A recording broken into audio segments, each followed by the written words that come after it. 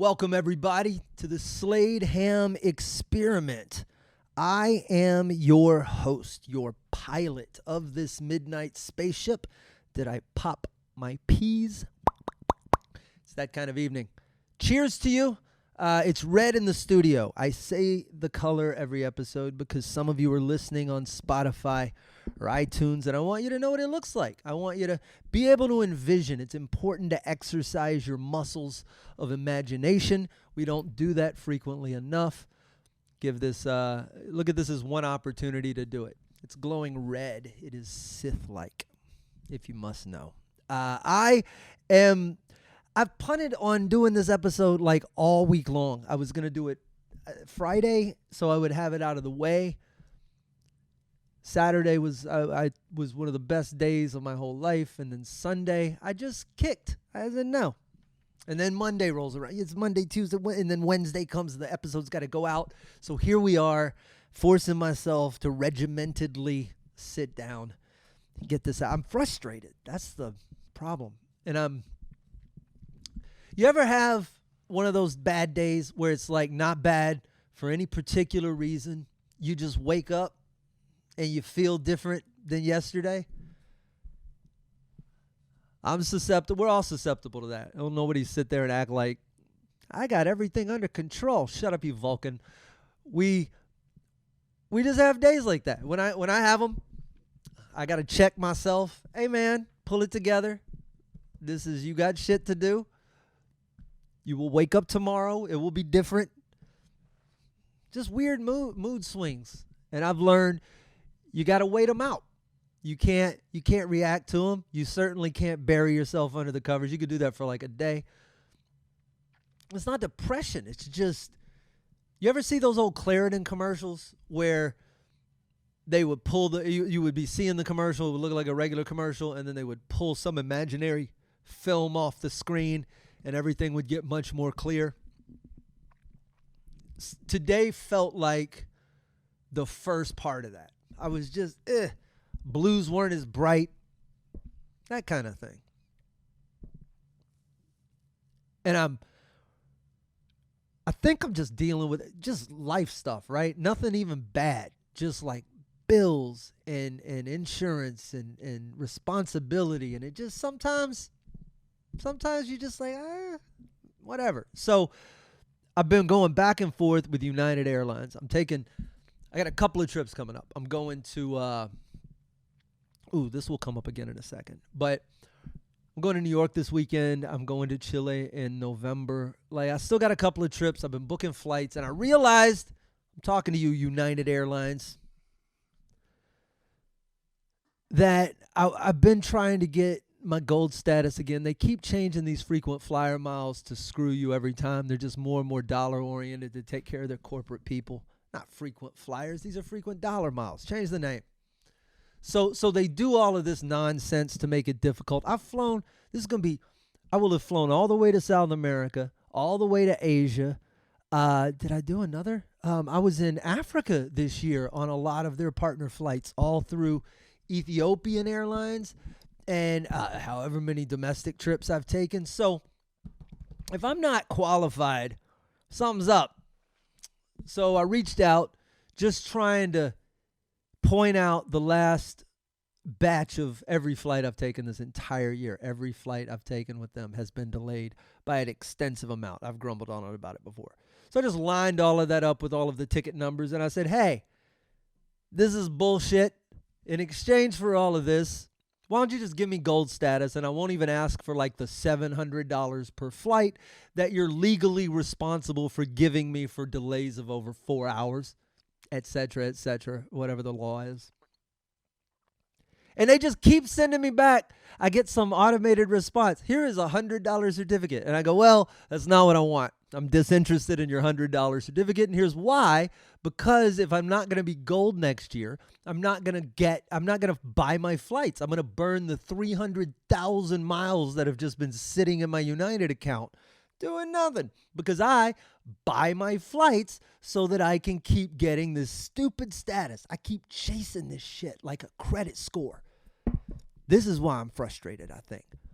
I'm so tired of stuff being out of my control, being manipulated just a little bit more, pushed a little bit closer to the breaking point if I don't log in and check in and get this and cover this and make it to this next threshold so that,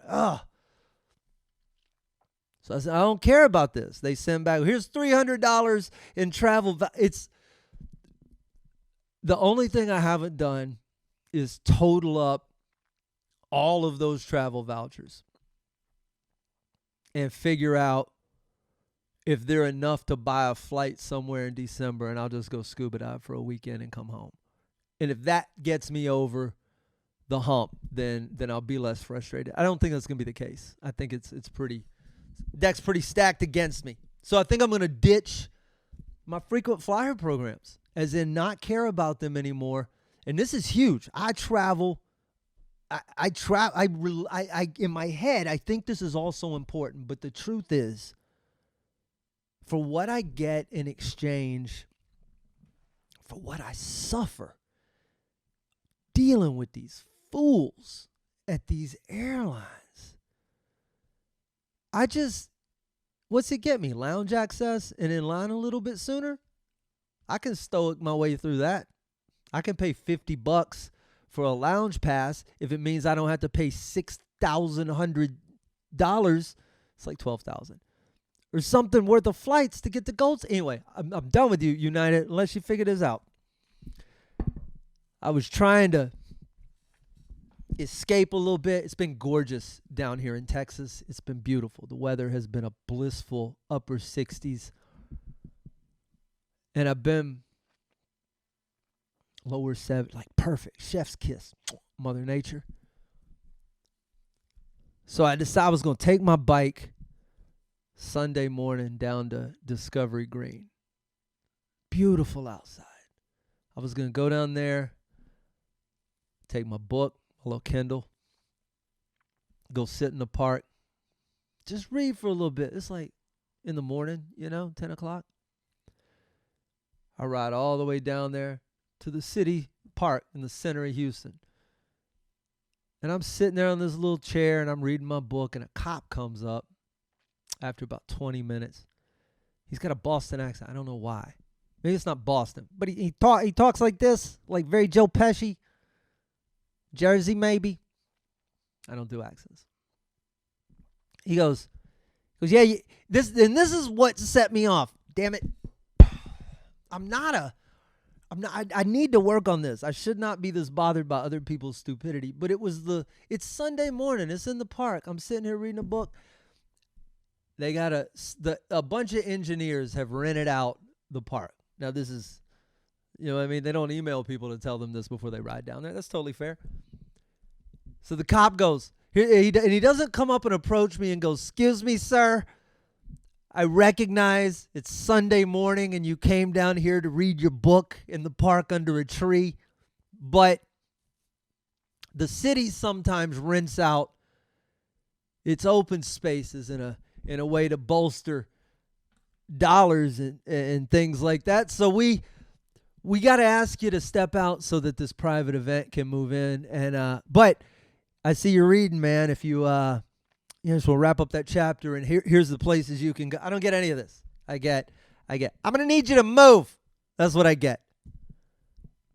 And I just I had to take my earbuds out. I've just got them on. They're noise reduction, so I hear him. What's up? And he goes, I'm gonna need you to move.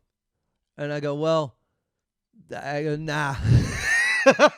That's just how I was, I was in a good Sunday morning place. I go, nah.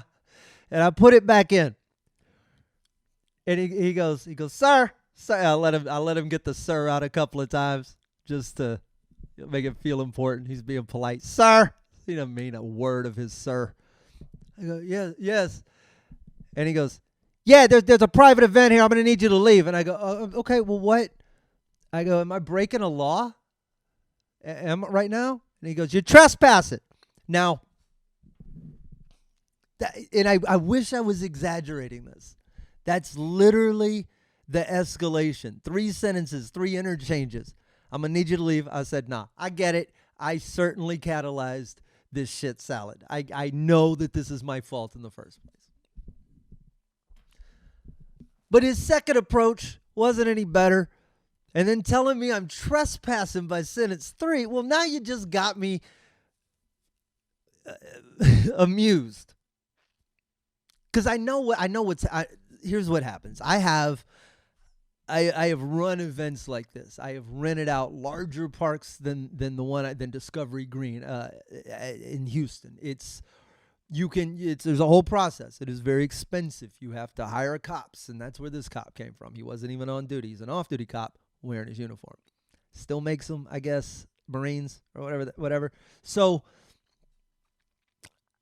I know that you can do all of this, and I know that there is a letter and there is an agreement and a contract from the Mayor's Office of Special Events that someone has on hand that shows the park hours and everything else. And I know that if I say, well, just show me, he's got to go get this paper. You can't just tell someone that you gotta.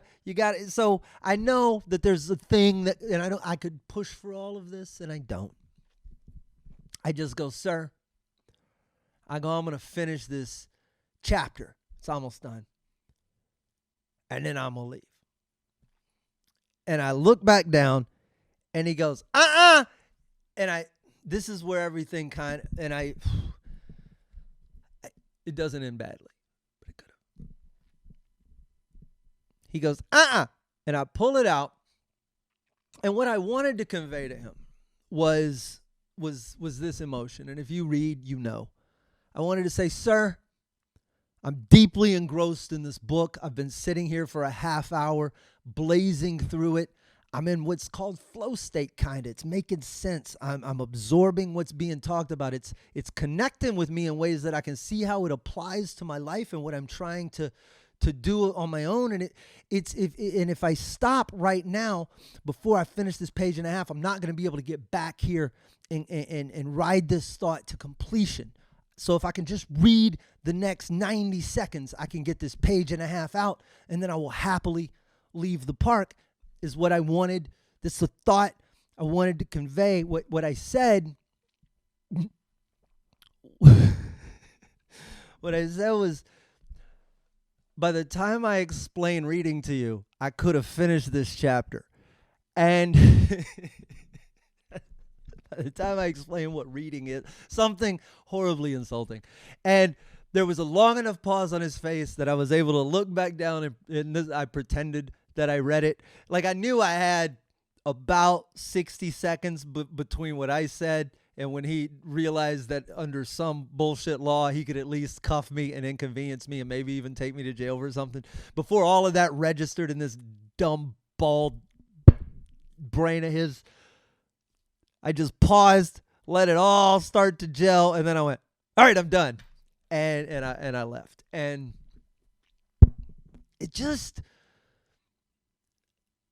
there's nothing wrong with what happened. The whole interchange was, someone rented the park out. They spent money. The city's getting money. It's good for revenue. It's good for all of these things. I just wish it hadn't been the Sunday I chose to ride down there, and I wish that the cop had been a little friendlier, because I'm anti-people because of people like him. I believe that most of my interactions go that way.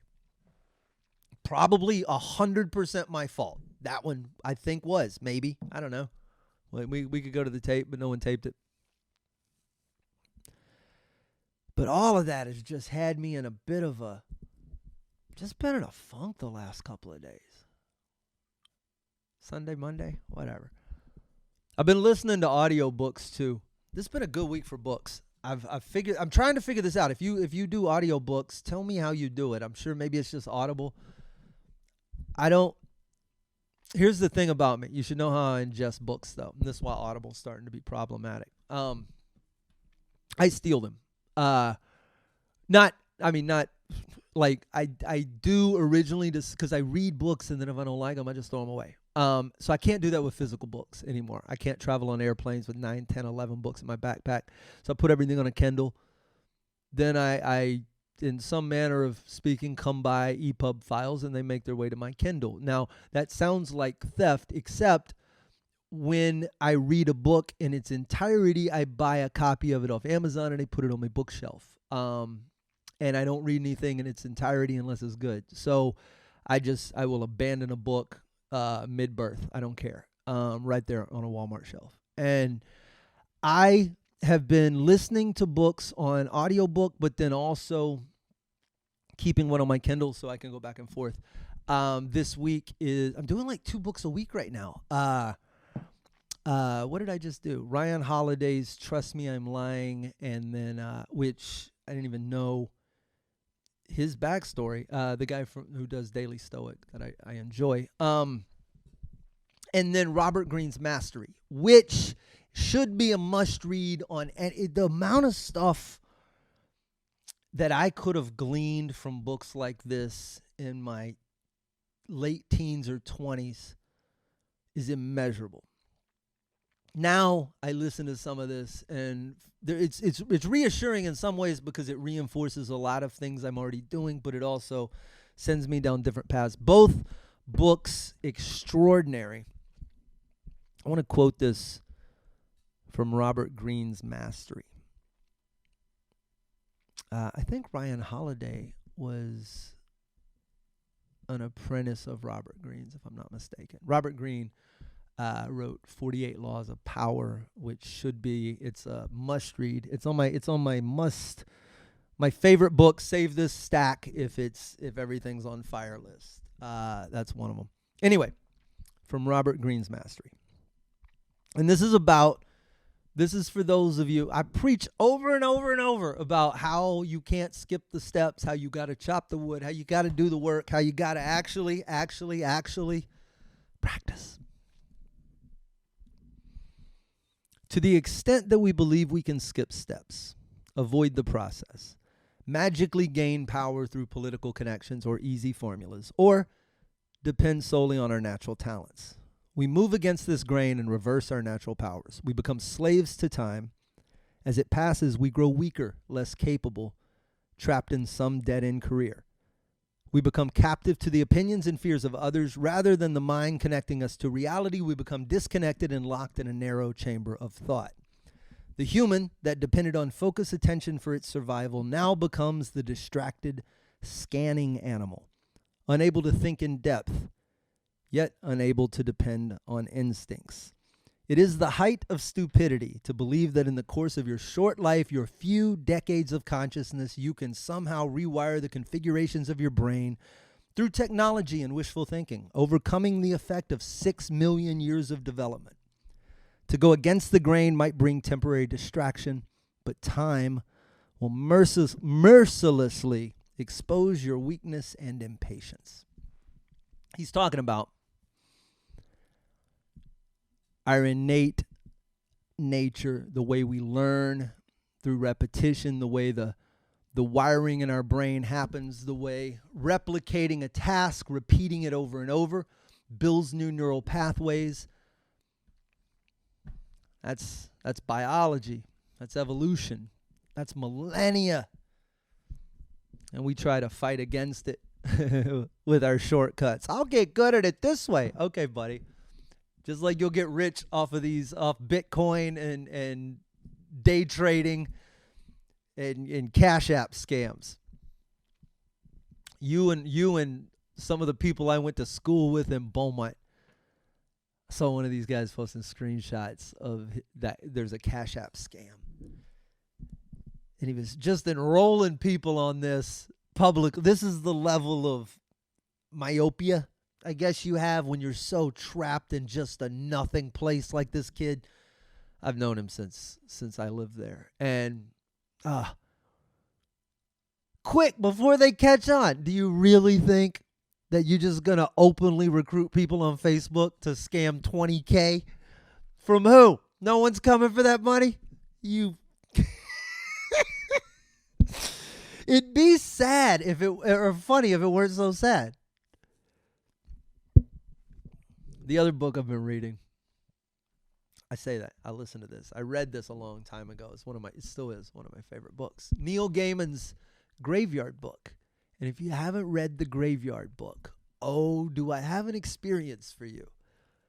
Get the audiobook, as it is read by Neil Gaiman himself. And if you don't know Neil Gaiman, oh, let me tell you. You should. Sandman was his. American Gods was his. It goes on down. I'm going to list every single book and story, but collections of short stories. Also, the Graveyard Book, and this one he narrates, and he has the most placid, wonderfully soothing English voice. As my friend Rob Mungle would say, he could read the phone book and you would be enthralled. He does the Graveyard Book, and his rendition is spellbinding. He's a masterful writer, and he is a masterful reader. And that's what I've been listening to. And I am going this weekend to New York to listen to him speak on Saturday night. I'm very excited. That voice. So the rest of this episode, it's just stuff that's stuck in my craw.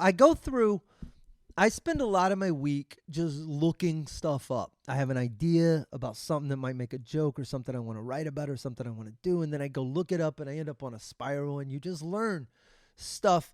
I was trying to figure out, I was talking about Fahrenheit and trying to explain tell them how to get from Fahrenheit to Celsius, because it's not intuitive.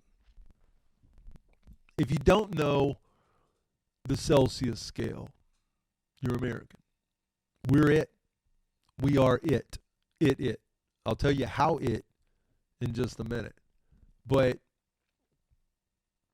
Celsius, to convert to it from Fahrenheit, or to convert to Fahrenheit from it, the trick is to take Celsius, add 30, or double it, and then add 30, right? So 20 degrees Celsius, double it is 40, add 30, get you to 70 roughly. And this works for the human temperatures. This works for everything between about 30 degrees our temperature and about 80 or so degrees. You can get within a degree or two. Helps to describe a lot of outside if you just want to translate basic stuff. What is 18? You know what I mean? But then I wanted to know why they're so different. And I realized I didn't know. It's so many things like this that are just commonplace. We should know, and we don't. Do you know where it comes from? Celsius is based pretty intuitively on 0 to 100. Water freezes at 0. Water boils at 100. There's your scale. Just like that. Base 10. I learned it just now. Boom. That's it. That's the temperature range. Devised by a dude named Celsius, I think.